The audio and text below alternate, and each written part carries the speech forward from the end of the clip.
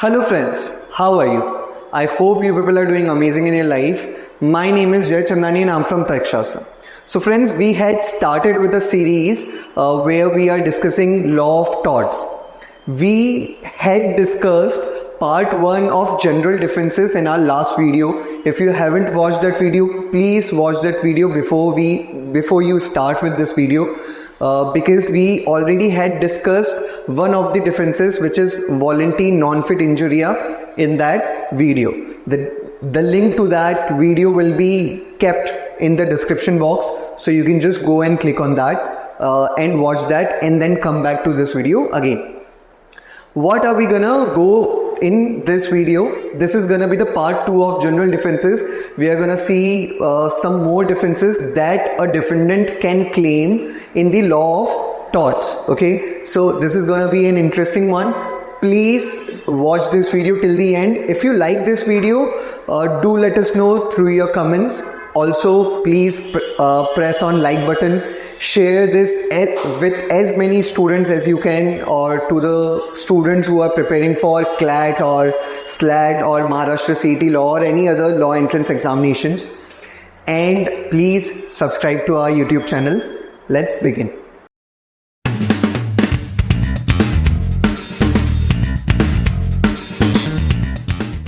So, we had already seen voluntary non-fit injuria. Today we are going to go through plaintiff the wrongdoer, inevitable accident, vis major act of God, and private defense. So what is plaintiff the wrongdoer? Okay, क्या होता है ये वाला difference? तो जब भी plaintiff अपनी तरफ से कुछ गलती करा है, प्लेंटिफ ने जब अपनी तरफ से भी कुछ गलती करी है, तो ये बोला जाता है कि यार कोई भी इंसान जिसने कुछ गलत करा है, कुछ इमोरल एक्ट करा है, तो उसको फिर उसके लिए रेमेडी नहीं मिलनी चाहिए. This is what it says. I just read it out loud for you. This difference states that if the plaintiff himself is at fault, है ना, the plaintiff himself is at fault, then he cannot file a suit against the defendant even if he has incurred damages. अब plaintiff को भले ही फिर उस act से damages हुए हों, लेकिन वो उस act के लिए डिफेंडेंट को दोषी नहीं ठहरा सकता या फिर डिफेंडेंट से क्लेम नहीं कर सकता डैमेजेस, अगर वो भी अपनी तरफ से गलत था. ठीक है, जो मैक्सिम इस चीज को गवर्न करती है, दैट इज एक्स टुर्पी कॉजा नॉन ऑरिथर एक्शियो, जो कि बोलता है from an immoral cause no action arises, है ना, from an immoral cause no action arises.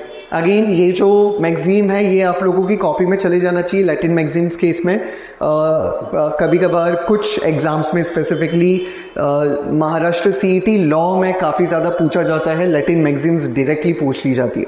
So you can definitely write this down. क्या क्या एसेंशियल इंग्रेडिएंट्स हैं प्लेंटिफ द रॉन्ग डूअर के लिए? So the essential ingredients of the defence are the plaintiff must have contributed to the harm और injury suffered, है ना. सबसे पहला चीज कि जो प्लेंटिफ है उसको जो जिस एक्ट से उसको इंजरी हुई या हार्म हुई, उस एक्ट में उसका भी कंट्रीब्यूशन होना कंपलसरी है, पहली चीज. दूसरा, the plaintiff's contribution to the harm must be significant. दूसरा कि भाई वो जो एक्ट है उसमें जो उसका कंट्रीब्यूशन है वो ऐसा नहीं होना चाहिए नेग्लिजेंस, ऐसी कुछ तो कंट्रीब्यूशन था उसमें, उसका जो कंट्रीब्यूशन है वो सिग्निफिकेंट नेचर का होना चाहिए, जो एक one of the important aspect था उस एक्ट के हैपनिंग का. ठीक है, दैट इज इंपॉर्टेंट. तो ये दो चीजें हैं. अब कुछ दो केस लॉ है. पहला है पिट्स वर्सेस हंट और दूसरा है बर्ड वर्सेस हॉलब्रूक. पिट्स वर्सेस हंट जो है उसमें क्या हुआ था? सो इसमें दो फ्रेंड्स थे, दोनों बाइक चला रहे थे.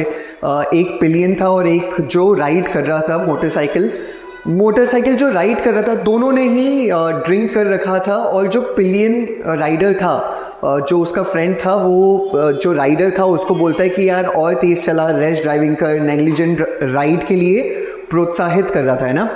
तो एक्सीडेंट हो जाता है. जो राइडर है, जो राइड कर रहा था मोटरसाइकिल, उसकी डेथ हो जाती है. और जो पिलियन राइडर था उसको काफ़ी इंजरी होती है. तो जो basically he is the plaintiff in this case. जो प्लेंटिफ है, जो पिलियन राइडर था, वो डिफेंडेंट जो जिसकी डेथ हुई लड़के की, उसके रिलेटिव्स को कंपनसेशन के लिए केस कर देता है कि भैया उसके कारण मेरे को इतनी चोट लगी.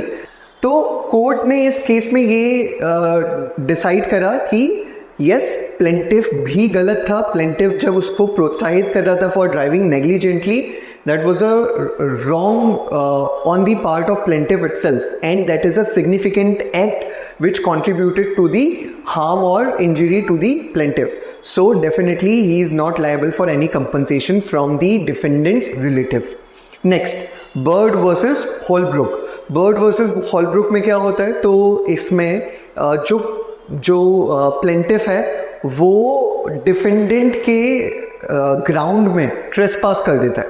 ओके, और डिफेंडेंट जो है उसके ग्राउंड पे स्प्रिंग गन्स लगे हुए थे.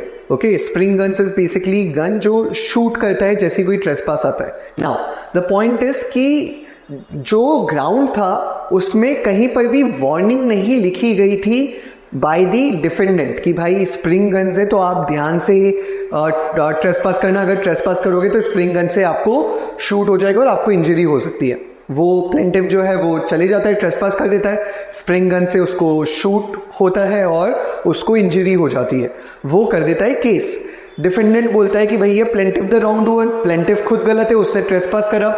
कोर्ट लेकिन इस वाले केस में बोलती है डिफेंडेंट को कि भाई, डिफेंडेंट को लायबल घोषित करती है, बोलती है कि it was your responsibility to make it visible. मतलब जो उसने वार्निंग नहीं दी थी वो उसकी गलती है. और यहाँ पर जो प्लेंटिफ है, he is not a wrong doer. Basically उसके जो एक्शंस हैं वो कंट्रीब्यूट नहीं करते हैं टू द रॉन्ग डूइंग. तो यहाँ पर डिफेंडेंट को सज़ा मिली थी. तो अब आई होप आप समझे होंगे कि कितना सिग्निफिकेंट होना चाहिए प्लेंटिफ के एक्शंस. Third, inevitable accident. अब इनएविटेबल एक्सीडेंट क्या होता है? जैसा कि नाम सजेस्ट करता है, इनएविटेबल एक्सीडेंट्स वो एक्सीडेंट होते हैं जिनको फोर्स ही नहीं किया जा सकता था.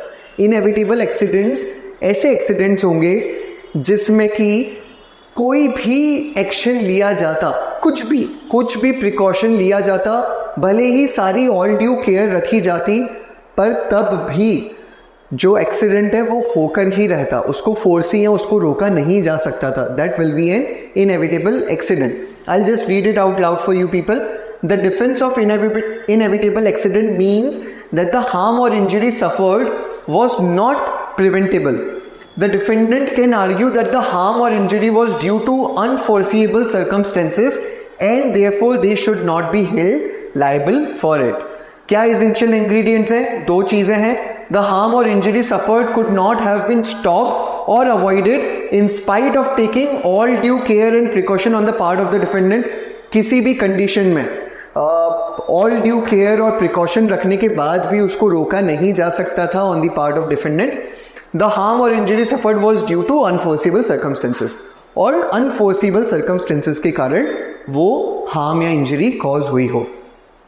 कुछ केसेस हैं. पहला है स्टैनली वर्सेस पॉवेल. बड़ा ही इंटरेस्टिंग केस है. अगर आपने वेलकम मूवी देखी है ना, उसकी जैसा केस है.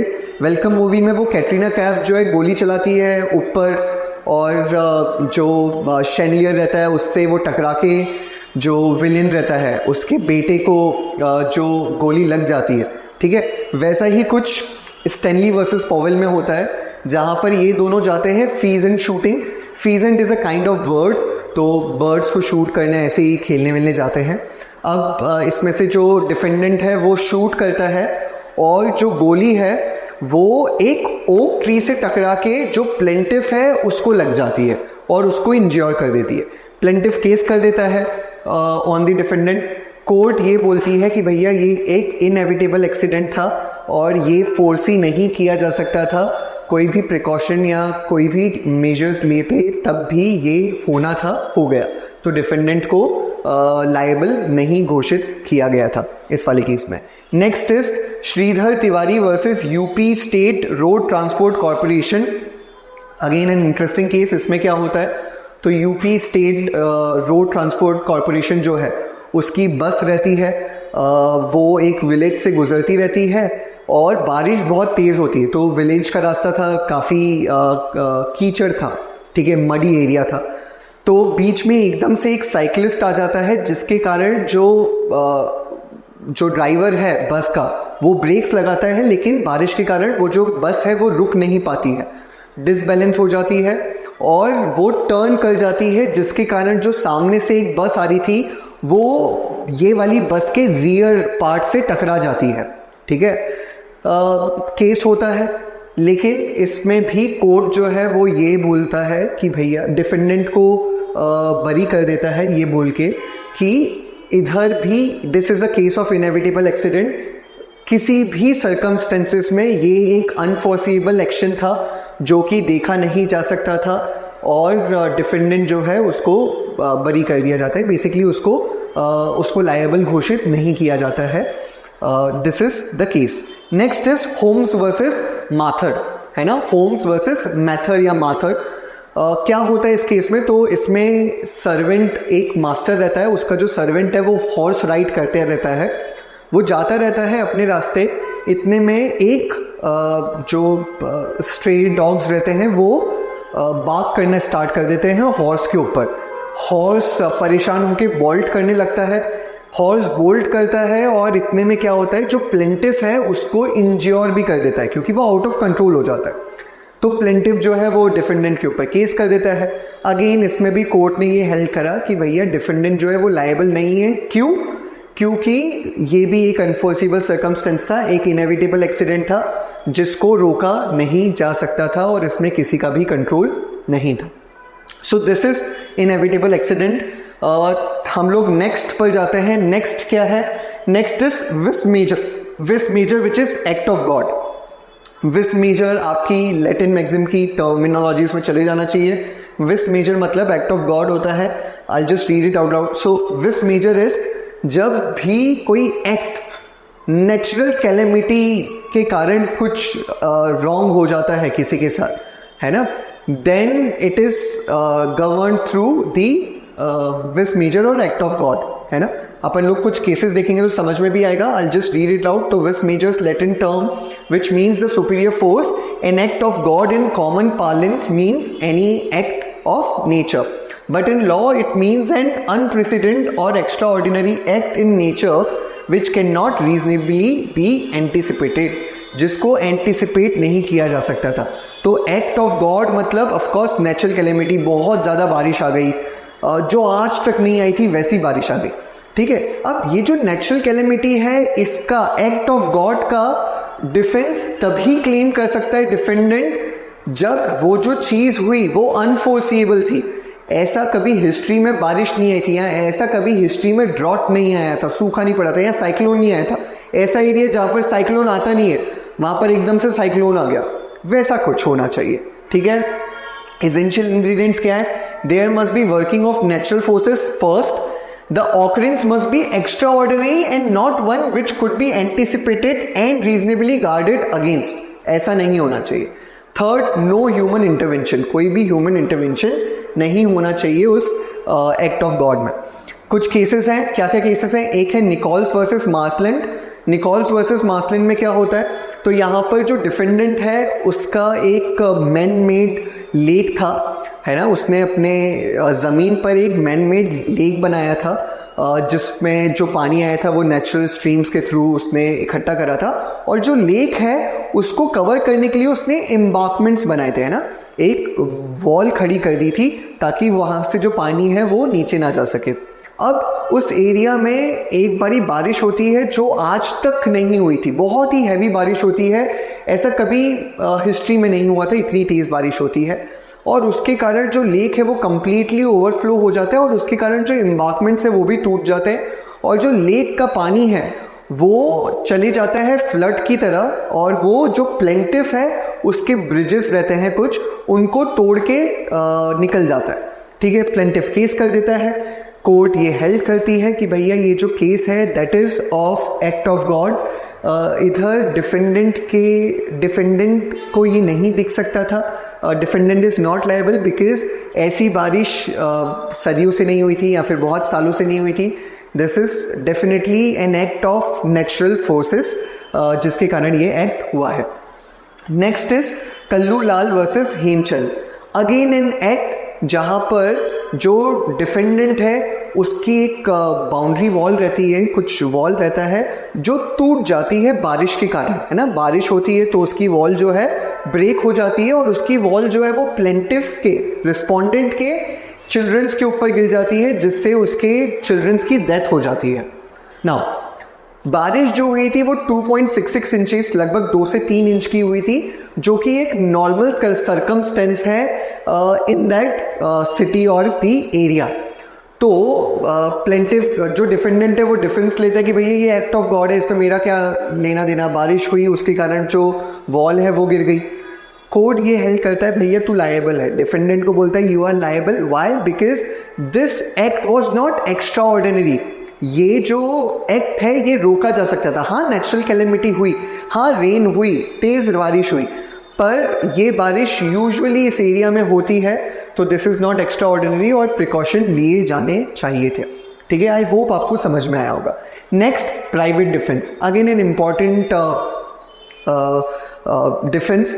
क्या होता है प्राइवेट डिफेंस? जब भी कोई सेल्फ डिफेंस में या फिर अपने किसी जान पहचान, मतलब अपने साथी के को बचाने या उनकी प्रॉपर्टी या अपनी प्रॉपर्टी को सेफगार्ड करने के लिए प्राइवेट डिफेंस करता है. बेसिकली डिफेंस सामने वाले को जो एक्शन लेता है वो अपने आप को बचाने के लिए लेता है.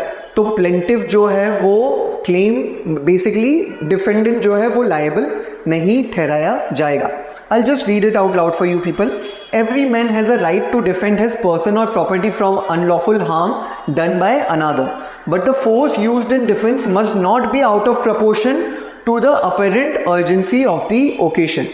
ठीक है, अब ये जो प्राइवेट डिफेंस है ये बहुत ही इंपॉर्टेंट कंसेप्ट है, जो कि आप लोग क्रिमिनल लॉ में भी पढ़ोगे, है ना. पहले हम लोग आईपीसी में पढ़ते थे section 94 if I am not wrong, and now हम इसको भारतीय न्याय संहिता में पढ़ते हैं, जो कि शायद सेक्शन 34 है. आप एक बारी चेक करिएगा, जिसमें प्राइवेट डिफेंस जो है उसके बारे में कहा गया है कि क्रिमिनल एक्ट में भी आप प्राइवेट डिफेंस अगर करते हो, अपने आप को बचाने के लिए कोई क्रिमिनल एक्ट करते हो, तो वो सेफगार्ड माना जाता है by the court of law. ठीक है, लेकिन उसकी कुछ कंडीशंस होती हैं. क्या क्या कंडीशंस है? आई गेस सेक्शन 37 कंडीशंस बताता है ऑफ द भारतीय न्याय संहिता. एक बारी प्लीज चेक करना, है ना. The essential ingredients of the defences are justified use of force only for the purpose of self defence, है ना. जस्टिफाइड यूज ऑफ फोर्स होना चाहिए. ऐसा नहीं होना चाहिए कि भैया किसी और चीज के लिए उसको मारा, सेल्फ डिफेंस के लिए ही वो होना चाहिए और वो जस्टिफाइड होना चाहिए. ऐसा नहीं होना चाहिए कि भैया वो तो कुछ बोल रहा था और तुमने उसको मार दिया. ठीक है, वैसा नहीं होना चाहिए. दूसरा, जो थ्रेट है जो उसके ऊपर थ्रेट है लाइफ और प्रॉपर्टी के ऊपर, वो इमिनेंट होना चाहिए ना. बिल्कुल उसी टाइम पर उसको थ्रेट था. ऐसा नहीं कि उसको 2 से 3 दिन बाद थ्रेट था तो वो प्राइवेट डिफेंस में बोला कि तू मेरे को 2 दिन बाद मारेगा, मैं तेरे को आज मारेगा. वैसा नहीं हो सकता. तुम्हारे पास अगर टाइम है जहाँ पर तुम पब्लिक जो पीपल है, बेसिकली पुलिस या किसी और पर्सन की हेल्प ले सकते हो, तो आप अपने हाथ में कानून नहीं ले सकते हो. ये चीज़ का ध्यान रखना. Next, the force use must be reasonable and in proportion. किसी ने तुम्हें चाटा मारा है और तुमने उसको गोली मार डाला, that is not in proportion, है ना. वो कभी भी प्रपोर्शन में नहीं होता. सेल्फ डिफेंस मतलब अपना बचाव करना. अपने बचाव के आड़ में किसी को मार डालना is not a self defence. Please इस चीज का ध्यान रखना. जब अपन क्रिमिनल लॉ पढ़ेंगे तो मैं और अच्छे से इसको समझाऊंगा. कुछ केसेस हैं, again bird versus Holbrooke. Bird versus Holbrooke हम लोगों ने ऑलरेडी देखा था प्लेंटिफ द रॉन्ग डूअर में, जिसमें प्लेंटिफ ट्रेसपास करता है in the land of the defendant और डिफेंडेंट के जो स्प्रिंग गन्स है वो प्लेंटिफ को शूट कर देते हैं. यहाँ पर जो डिफेंडेंट है वो ये भी बोलता है कि भैया this is an act of private defence. कोई भी ट्रेसपास आएगा तो मैंने अपने प्राइवेट डिफेंसेस में वहाँ पर स्प्रिंग गन रखी थी. लेकिन अगेन जो कोर्ट है वो यही हेल्ड करती है, डिफेंडेंट को लायबल करार करती है और बोलती है कि भाई एटलीस्ट वार्निंग देना ज़रूरी है. जैसे लोग अपने घर पे डॉग्स रखते हैं तो उनके डोर पे लिखा रहता है beware of dogs. That is also an interesting case. हम लोग स्ट्रिक्ट लाइबिलिटी में हम पढ़ेंगे कि डॉग्स की कंडीशन में कैसा होता है. So next is Ramanuja Mundli versus M. Gangan. In this case, so again यहाँ पर जो डिफेंडेंट रहता है वो अपने लैंड पर कुछ वायर्स बिछा देते हैं, लाइव वायर्स जिनमें करंट जा रहा था और ट्रेसपास से बचने के लिए, और जो प्लेंटिफ है वो एक्चुअल में ट्रेसपास कर देता है, पर अंधेरा रहता है, ट्रेसपास कर देता है और उसको बहुत ज़्यादा ग्रीवियस इंजरीज होती हैं। डिफेंडेंट जो है वो बोलता है प्राइवेट डिफेंस में मैंने ये काम करा था, पर कोर्ट ये हेल्ड करती है कि भैया जो डिफेंडेंट है वो लायबल है। Why? Because this action is not reasonable, और अगर आपने ऐसा कुछ करा है तो at least there must be some warning for the people so that they do not trespass on such property. तो again an interesting case. And the last one is Collins versus Rennison, जो मैं वापस से भूल गया हूँ। हाँ, and so the last one is Collins versus Renison. In this case, the defendant or the plaintiff was putting a nail and एक board लगा रहा था, वो जो नेल लगाते हैं ना अपन और उसके ऊपर बोर्ड लगा देते हैं एडवर्टाइजमेंट का, वो लगा रहा था, और जो वो नेल लगा रहा था that was on the boundary wall of the defendants plot. Defendant का प्लॉट था, उसकी बाउंड्री वॉल पे वो नेल ठोक रहा था लेडर पे चढ़ के और उस पर एडवर्टाइजमेंट लगा रहा था। डिफेंडेंट आ जाता है और डिफेंडेंट उसको बोलता है कि भैया क्या कर रहा है, और डिफेंडेंट उसको धक्का दे देता है उसके लीडर को, जिसके कारण जो प्लेंटिफ है उसको लग जाती है। प्लेंटिफ जाता है कोर्ट में।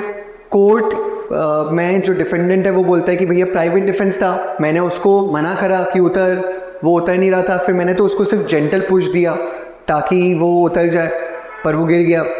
जो कोर्ट है वो बोलती है, वो ये हेल्प करती है कि भाई डिफेंडेंट लायबल है। क्यों?